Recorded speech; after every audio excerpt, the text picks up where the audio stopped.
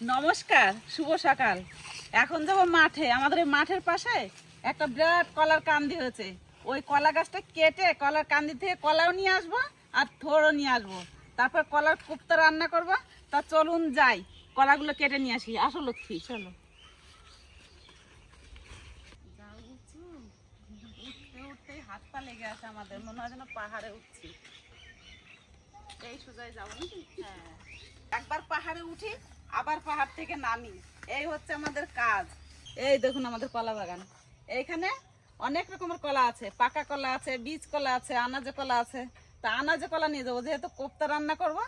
এই দেখুন কত বড় কান্দি হয়েছে আনাজে কলার। কান্দিও যেমন কলার সাইজও তেমন। হ্যাঁ, আর ওই যে পাকা কলা, ওই সাইডে আছে বীজ কলা। বীজ কলা বিরাট বড় বড় কান্দি হয় আমাদের। ছেলেরা কেউ নাই বাড়িতে। আজকে আমাদের এই দুই শাশুড়ি বৌমার এই কলা গাছ কাটতে হবে, কলার ভাড়ালিও বের করতে হবে, আর কলাও নিয়ে যেতে হবে। যে হিসাবে কলার কান্দি হচ্ছে, কিন্তু সেই হিসাবে গাছ হয় নাই। দেখুন গাছটা ছোটখাটোই আছে। আস্তে আস্তে কাটি। হ্যাঁ, জল ধরেছে, ধরো ধরো ধরো। না আমি ধরেই আছি। দেখতে দেখতে কাটা হয়ে গেল।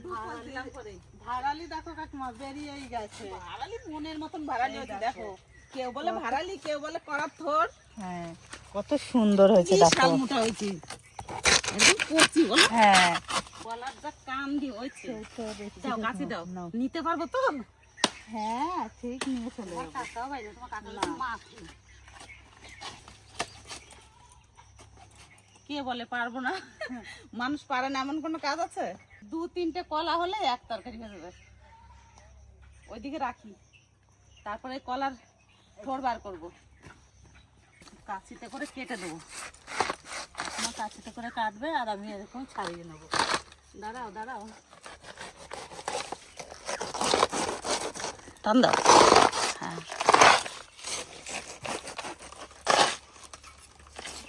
আমরা যেরকম কলার থোড় বার করলাম দুই শাশুড়ি বৌমা, অত সস্তা নাকি? আমাদের বাড়িতে কেউ এরকম বের করে নাই, না লক্ষ্মী? না, একবার একটু কেটে দিলাম, কলার থোড় বেরিয়ে গেল। কচি একেবারে, সঙ্গে সঙ্গে কলার থোড় বার করা হচ্ছে না। এই দেখুন কত সুন্দর কলার থোড়, আর কত বড়। এটা সোজা করা যাবে না, সোজা করলে লোকে বলে গলে না। এরকম কাট করেই রাখতে হবে। এত বড় কলার কান্দি তো নিতে পারবো না, আমিও না লক্ষ্মীও না। এখান থেকে কটা কলা নিয়ে যাই কেটে, তারপর ছেলেরা এসে কান্দি ধরে নিয়ে যাবে।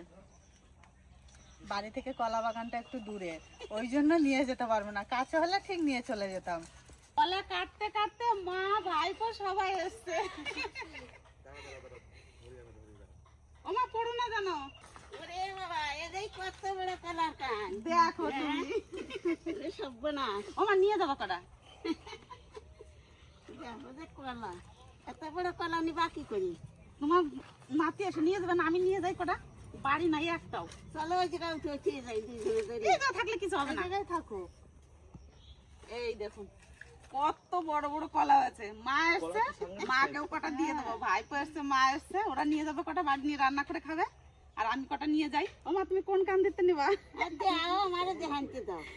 এই কান দিতে দিই, এক কান দিয়ে দিই, আমাদের তো লাগবে। কান দিত না ফানা, এক কান ধরে দিবে না খাইলে। এক ফানা দিয়ে দিই। আমিও বলছি ভুল, মা ঠিক ধরছে। কলাও নিয়ে নিলাম আর কলার থোড়ও নিয়ে নিলাম। এবার বাড়ি যাব। আসলে কি, চলো সব কিছু গুছিয়ে নিয়ে চলে এসেছি রান্নাঘরে।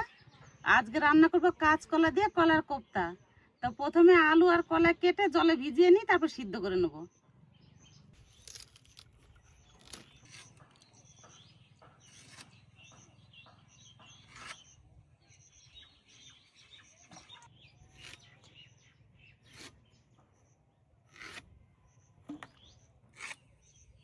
এই 3টেতেই হয়ে যাবে, আর দেবো না।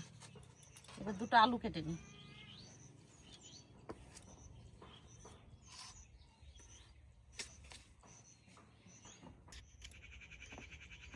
কলার কোপ্তা রান্না করার জন্য আজকে তো কোনো মশলা বাটাবাটি নাই, খালি কুচানো আদা আর কটা কাঁচা লঙ্কা বেটে নেবো। আদা,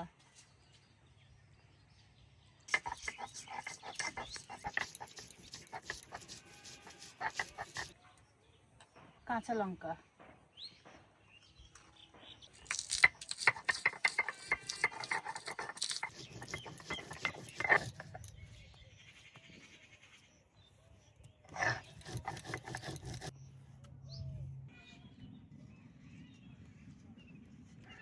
কলা আর আলু জলের মধ্যে দিয়ে সিদ্ধ করে নেব।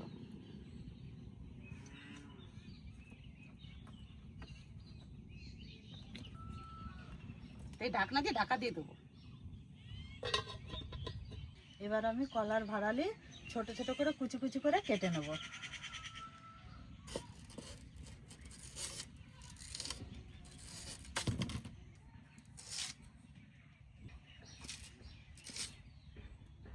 প্রথমে উপরের ছালটা ছাড়িয়ে নেব।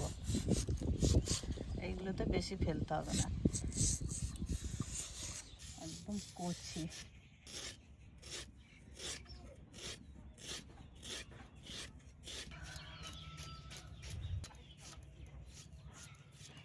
এরকম ঝুরি ঝুরি করে কেটে নেব। আর ভাড়ালি যত ভালো কুচানো হবে ভাজতেও তত ভালো হবে।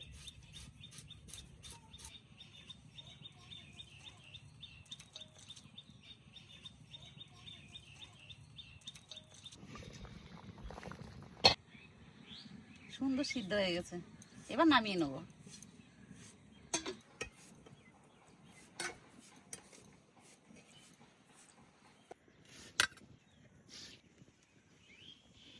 কলা আর আলু ভালো করে সিদ্ধ করে নিয়েছি, এবার খোসাটা ছাড়িয়ে নিই।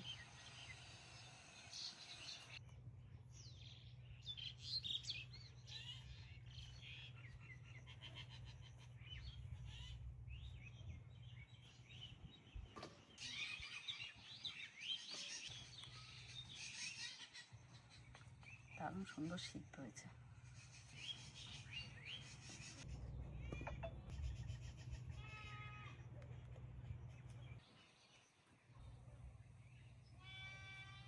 কলার কোফতা রান্না করার জন্য তো ভালো করে কলাটা সিদ্ধ করে নিয়েছি। এবার কলাটা একটু ভেঙে নিই প্রথমে, তারপরে মশলা দিয়ে মাখিয়ে নেব।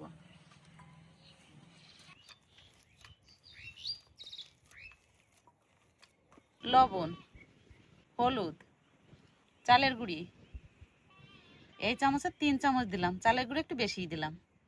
কাঁচা লঙ্কা বাটা, আদা বাটা, চিনি, লঙ্কা গুঁড়ো, জিরে গুঁড়ো, গরম মশলা গুঁড়ো। এবার ভালো করে মাখিয়ে নেব।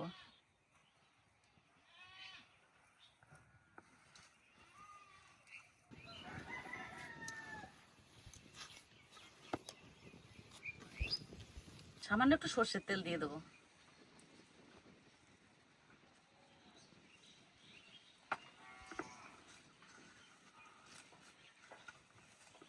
সুন্দর করে মশলা দিয়ে মাখিয়ে নিয়েছি। এবার কোফতা করার জন্য গুলিগুলো পাকিয়ে নেব।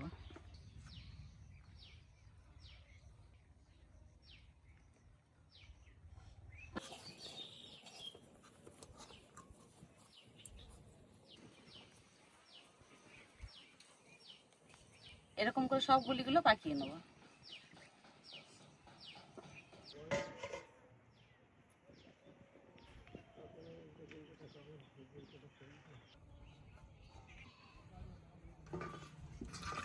গুলিগুলো সব পাকিয়ে নিয়েছি। এবার কড়াই গরম হয়ে গেছে, কড়াইতে সর্ষের তেল দিয়ে ভেজে নেব। সর্ষের তেল,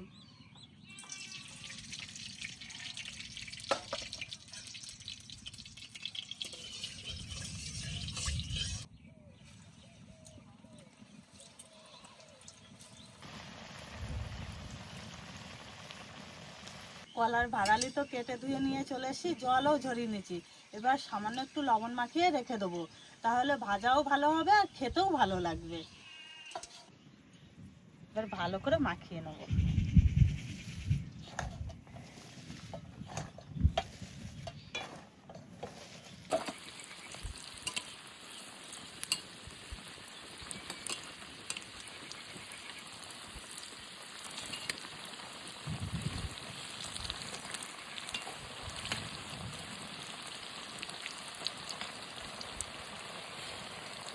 সুন্দর লাল লাল করে ভেজে নিয়েছি, এবার তুলে নেব।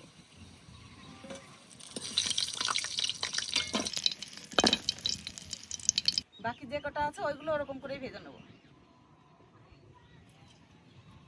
কোফতাটা যে মশলা দিয়ে রান্না করব সেই মশলাগুলো একটু জলে দিয়ে গুলিয়ে নেব। জিরে গুঁড়ি, ধনে গুঁড়ো, লঙ্কা গুঁড়ো, কাঁচা লঙ্কা বাটা, আদা বাটা, লবণ, হলুদ, এবার একটু জল দিয়ে দেবো।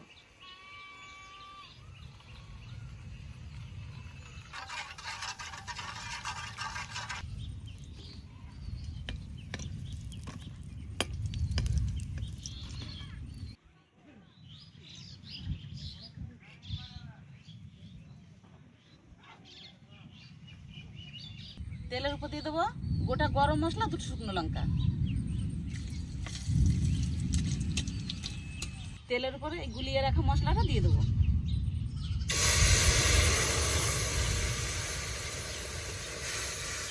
এখানে 2টো টমেটো আর 1 চামচ সাদা তিল, 2টো কাঁচা লঙ্কা একসঙ্গে বাটা। এবার এই মশলার মধ্যে দিয়ে দেবো।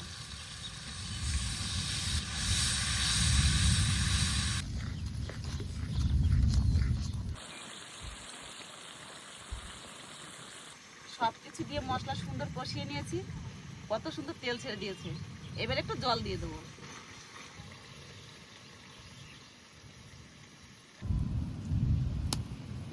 জলে সুন্দর জাল উঠে গেছে, সিদ্ধ করা আলু একটু ভেঙে নিয়েছি, এবার দিয়ে দেবো জলের মধ্যে। যা মেঘ উঠেছে, প্রচুর মেঘ হয়েছে, একদম অন্ধকার হয়ে এসছে। আলু দেওয়ার পর 3-4 মিনিট জাল দিলাম। এবারে কলার কোপ্তা দিয়ে দেবো।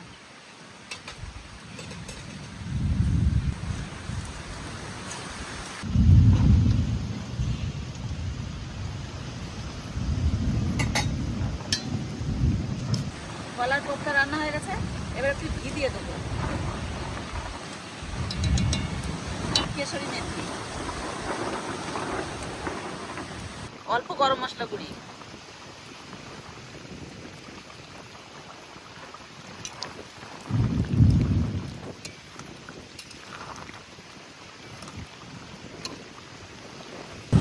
ঝড় উঠে গেছে, ভালো করে রান্নাও করতে পারলাম না। রান্না হয়ে গেছে, এবার নামিয়ে দেবো।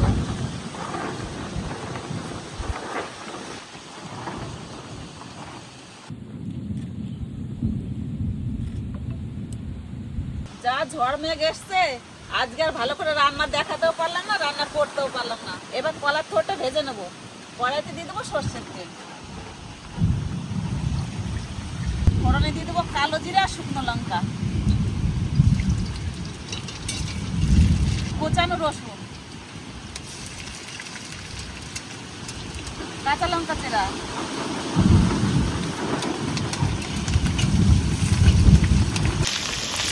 আমি বৃষ্টিতে ভিজে রান্না করছি, আর আমার ছেলে পাশে বসে আসছে। চিন্তা করুন কেমন কি ভালো তো লাগছে বন্ধু, আমি বয়ে উড়ে যাবো। মানে কত কষ্টের পরে এরকম একটা জিনিস দেওয়া যায়, মানে এই সুন্দর একটা মুহূর্ত উপভোগ করা যায়। জিনিসটা মানে ভাষায় কল্পনায় বোঝাতে পারছিস না, যে কত ভালো লাগছে। যখন জল পড়ছে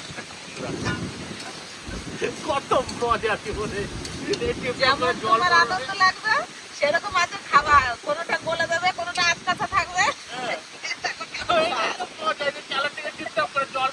এত রান্না করি এইখানে, এরকম কোনোদিন রান্না করিনি, আজকে প্রথম রান্না করলাম। আর আমার ছেলে ওই জন্য বসে বসে হাসছে, সঙ্গে একটু রান্নাও করে দিচ্ছে।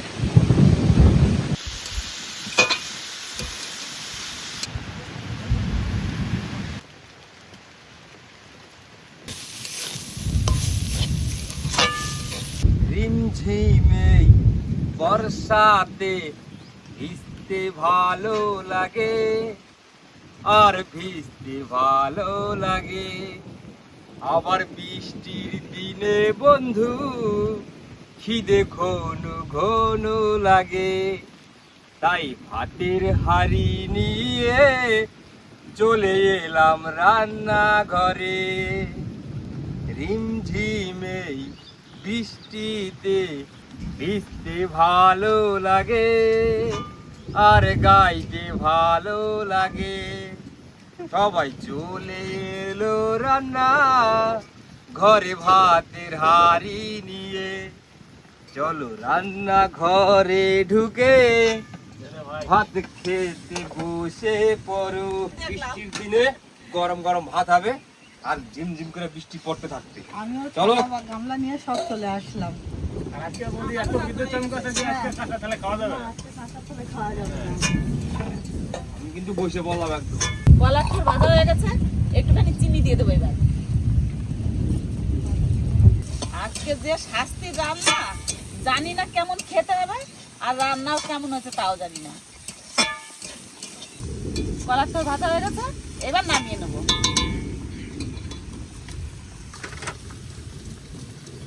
কলা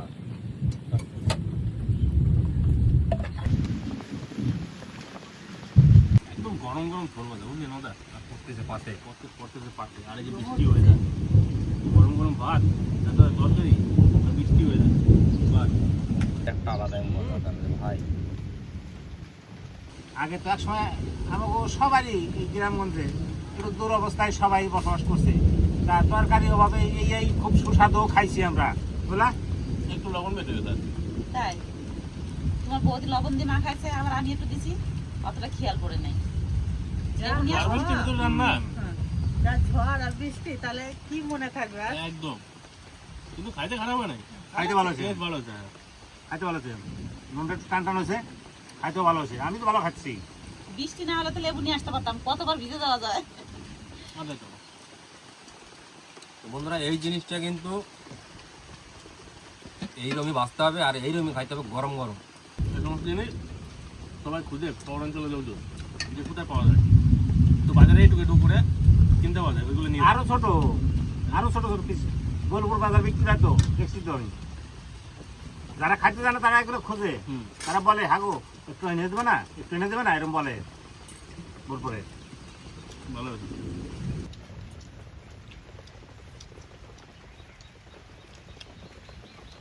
ওই ঠান্ডা হয়ে যাবে নদা, যদি আসে মাংস হতো, ও আবার সেই আসলে মাংস কথা মনে করাই দিলি।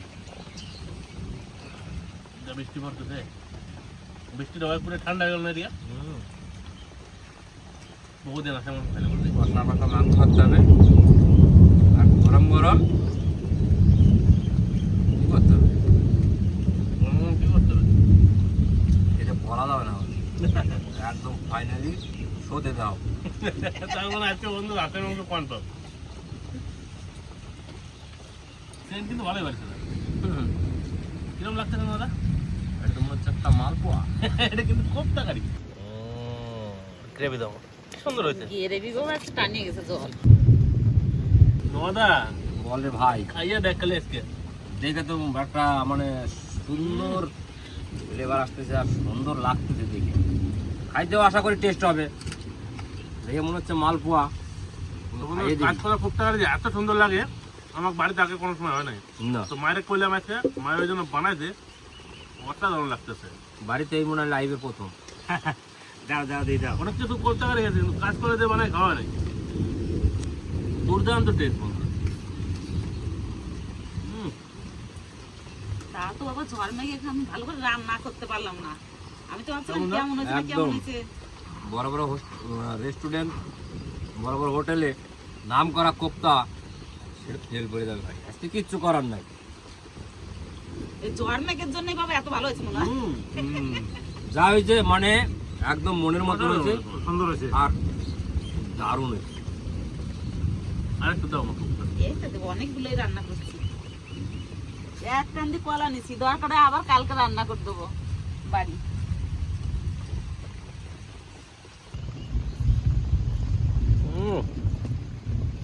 দারুণ সত্যি ভাই হ্যাভি টেস্ট। দাও, সুন্দর হয়ে যায়, কত সুন্দর, কত সফট।